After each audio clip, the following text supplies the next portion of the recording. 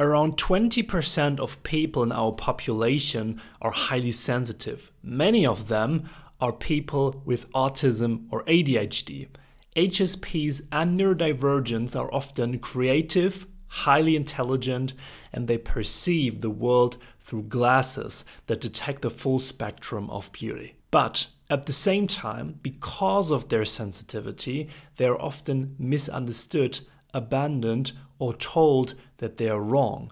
And in today's episode, you will understand that you are great the way you are as a sensitive or neurodivergent person, and I will share with you 7 life-changing self-care habits that can help you as a highly sensitive, neurodivergent, or childhood trauma survivor person to live an easier and more fulfilled life that suits your individual needs in a better way. And trust me, if you believe up to this point that your needs and the sensitive way you feel are wrong, this video will be an absolute eye-opener for you. Welcome to today's episode. My name is Robert, and today I will share 7 life-changing self-care habits for you as a highly sensitive, neurodivergent person or as someone who experienced childhood trauma. And disclaimer up front, I am not a healthcare professional, and the content in this video are not to be understood as therapeutic medical instructions or advice. Everything I say here is based on research, my work with therapists, or personal experience. Also, I have created a free workbook, and in this workbook there are also some of these habits we'll talk about today. It also shows you how to re-regulate your nervous system in 3 simple steps, especially helpful for people who are highly sensitive, neurodivergent, or who have experienced childhood trauma. You can download it for free on understandable-podcast.com. You find all the links to resources used in this video as well in the description below. Now let's start with high sensitivity neurodivergence here. Being a highly sensitive person, being someone who is neurodivergent, or being someone who has experienced a childhood full of neglect, that often means that you might feel that you are too sensitive in a way, that you somehow feel wrong in this world we're living in, that you might sometimes feel pretty ashamed for what or who you are, that you often might feel overwhelmed, that you have a sense for really intense emotions that might completely can fill you up. And those sensations are often experienced by us really sensitive people, when we interact with the world and with others around us. Some numbers as well, around 15 to 20% of the population are highly sensitive people, and I estimate that people with autism, people with ADHD, with BPD, with other conditions, we discussed that in the previous episodes about the overlap between those conditions, belong to that full spectrum of neurodivergence. And there's also a huge overlap with people who did survive childhood trauma, childhood neglect, emotional neglect, abandonment, those kinds of things.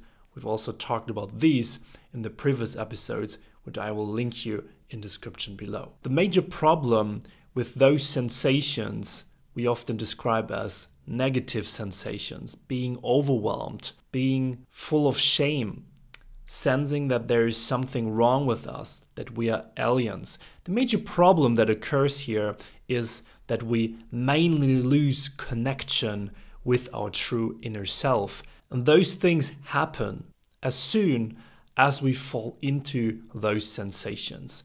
What we do then is we often mask them, we hide them, we try to avoid them. And self-care and the right habits can be a really helpful way to reconnect with that inner, true, authentic sense of self, to re-regulate ourselves during our daily lives, and to find ways to actually live a more fulfilled, a more easy, and a more happy daily life. Let's start with habit number 1, which is practice looking through your own eyes.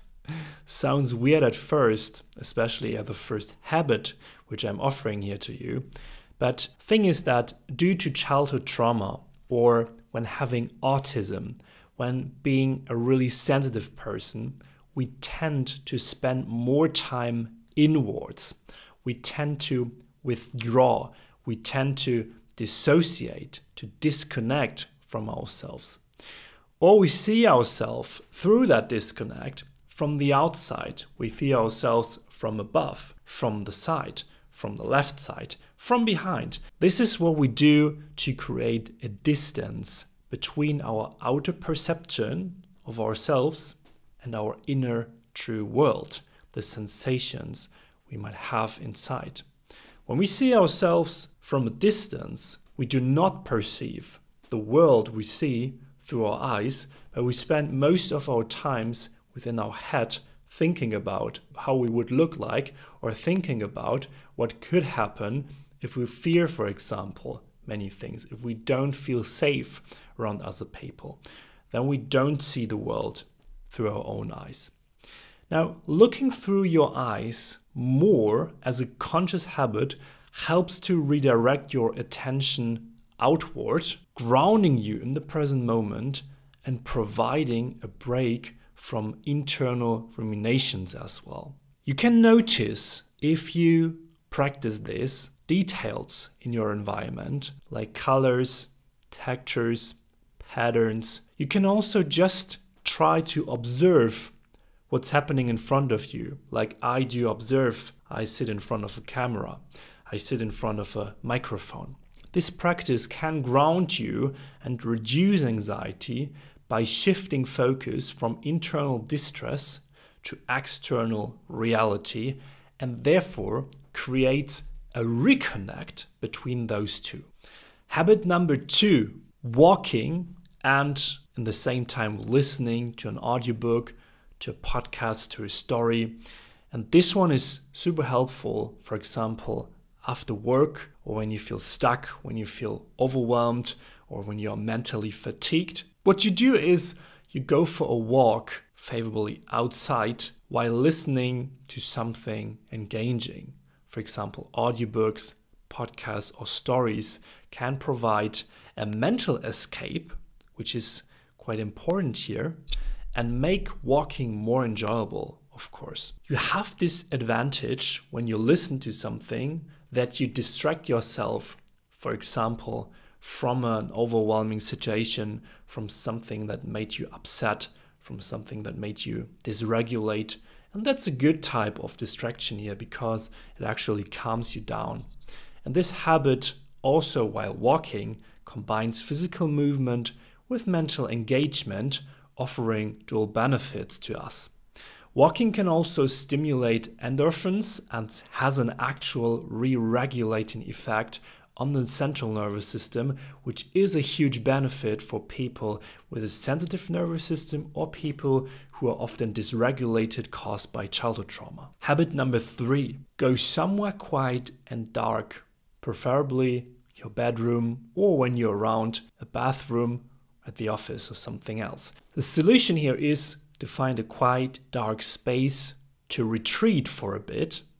That's especially helpful when you often feel over-aroused, when you feel overstimulated, for example, when you're at the city. And often 5 minutes are good enough to regain some energy and to reduce some of the over-arousal. Also helpful to ground yourself in acute distress situations is that strategy, that habit, when you experience, for example, dissociation or emotional dysregulation as someone who experienced a lot of childhood trauma. The reduction in sensory input can help to calm down your nervous system and provide that much needed break from all those stimuli. Habit number 4 is to keep an eye on your home environment. That's also a pretty important one and a pretty simple habit to implement, because a messy home environment definitely also has an effect on your stress levels. And people who are more sensitive, who have a sensory processing sensitivity in their nervous system or who are neurodivergent tend to have higher levels of cortisol. That's pretty typical for them. That's because for people who are HSPs, having autism, or come from a messy home in their childhood, it's so important to learn how to maintain a tidy and organized home environment for themselves. Ensure your space is comforting and reflects your personality. That's so important to feel comfortable in your environment. For example, I'm in my space now. I'm in my studio here, and it's super, on the one hand, cleaned, it's tidied up, and it's also super simplistic. So I prefer to put minimal stuff in my space. I don't have that many pieces around, and that calms me down. This also includes decluttering or adding some soothing elements like plants or soft lighting into your home, and therefore creating areas designed for your relaxation and for your comfortable feeling. A well-maintained home environment can also promote a sense of control and tranquility, which is so important for people who often feel unsafe. For example, when you're having autism, when you're a sensitive person, or when you're someone who had a really messed up childhood, who learned that it's not safe around other people.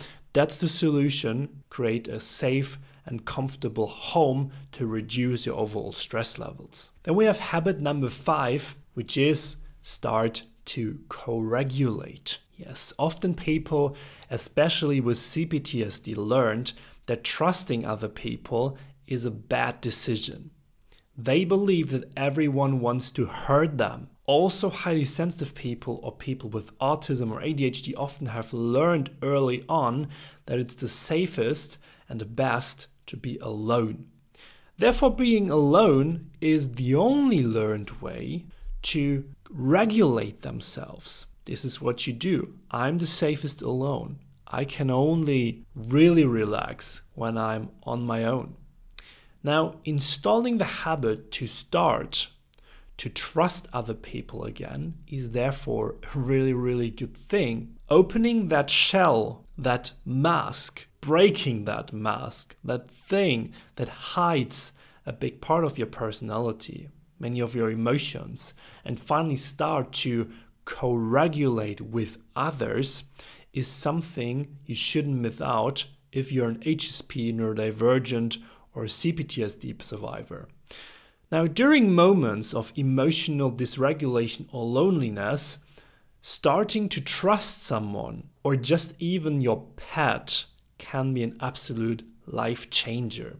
For me, I have to admit, it's also not that easy and took me 10+ years to feel the true and trusting connection to another person again, using their uplifting energy to co-regulate myself. Trusted individuals can definitely help you soothe and regulate your emotions. And this can be done through talking, through hugging. I do that through the body contact, or simply being in the presence of another person. Social interactions can help to mirror and modulate your emotional state. And even if it seems quite impossible to you right now, trust me, it's definitely doable because it's in our DNA as human beings. We are social creatures, and if you have experienced that it is unsafe around other people, it is still deep within you, and you have the ability to relearn that, to trust people, and to co-regulate using others. It's a huge benefit. Habit number 6, practice self-compassion. We all have a more or less pronounced inner driver within us, an inner driver and an inner critic. As an HSP or CPTSD survivor, we often want to do everything perfectly because we believe that we can protect ourselves from criticism and rejection in this way. But because of this, we are also often super harsh with ourselves because we have so high expectations for everything we do.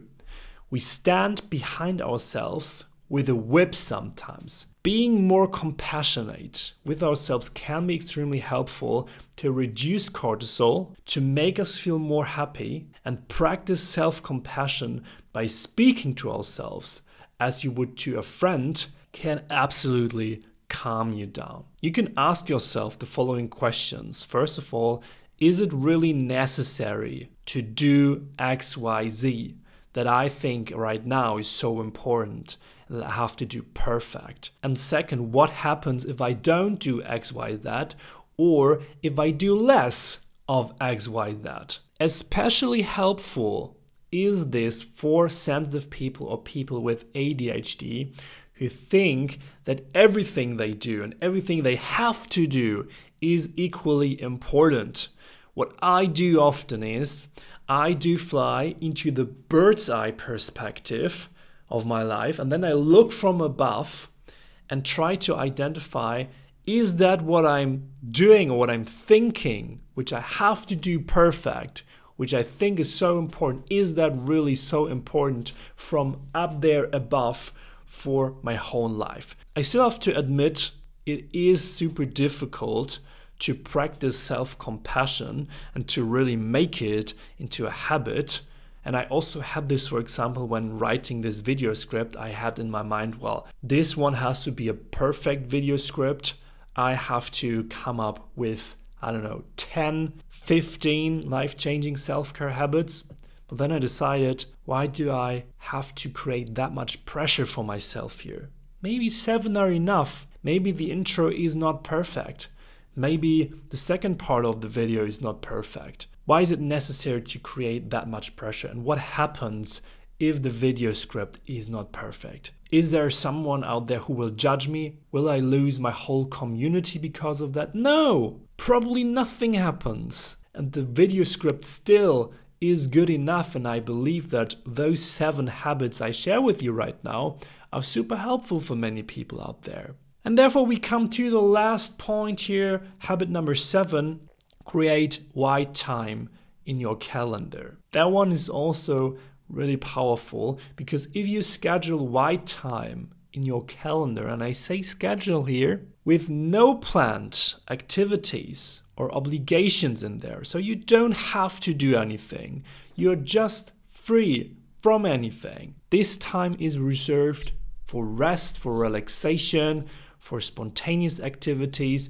This time really gives you the sensation of you don't have to do anything right now. Just sit there, listen to music, watch the wall, go for a walk. You don't have to do anything in those periods of time, and that is what's so helpful as a habit, especially for highly sensitive people, especially for people who have this inner critic, this inner driver, this high level of expectations on themselves. This will help you tremendously, and it allows you to recharge and reduce the risk of burnout. Regularly scheduled downtime can help you to maintain balance and prevent stress from accumulating, because this is what's creating this high level of arousal, which is constantly there. And when it's already in your calendar, you become reminded to it more often. That's better than just saying, I might have some downtime this week. No, you will have your white time slot Wednesday, 6 to 8 p.m., for example. Now, these 7 self-care habits are, in my opinion, I practice many of them, really helpful to prevent stress from accumulating, as I said before, and to make your life more easy and fulfilled. I think the biggest problem that people who have a really sensitive nervous system have is that cortisol, so the stress hormone, builds up in their body. So they're easily triggered then when they already have high levels of stress. So it's important to bring these levels down. It's important to give yourself some breaks, to practice self-compassion. It is okay to be slower than someone else. It's okay to do less. It's okay if that task isn't done perfectly. It's okay that you are sensitive. It's okay that you sense these heavy emotions. You are not wrong. You are not an alien. You just experience the full beauty of this world. And that's what I want to share with you now as my final thoughts. Being sensitive, being neurodivergent, having experienced many things like emotional neglect, like abandonment in your past, those things definitely make you strong. Those things don't make you a wrong person, don't make you a bad person. Those things create a lot of drive, a lot of power in yourself. You might have skills that other people do not have. You may be super intelligent. You may be super creative. You may be someone who is a great listener, and other people will value that. If there is somewhere out there, and that happens constantly, I know that, who tells you, you are wrong because you are so sensitive. You are wrong because you sense these emotions. You overthink things too often. You do this wrong. You do that wrong. You are a sensitive person. You're a human being. You probably work on yourself. You probably care for other people. You are amazing the way you are. Remember that. Let me know in the comments if those 7 self-care habits were helpful to you. Definitely subscribe to the podcast on Spotify, Apple Podcasts, or wherever you listen. And I see and speak to you in the next episode. Have a great day.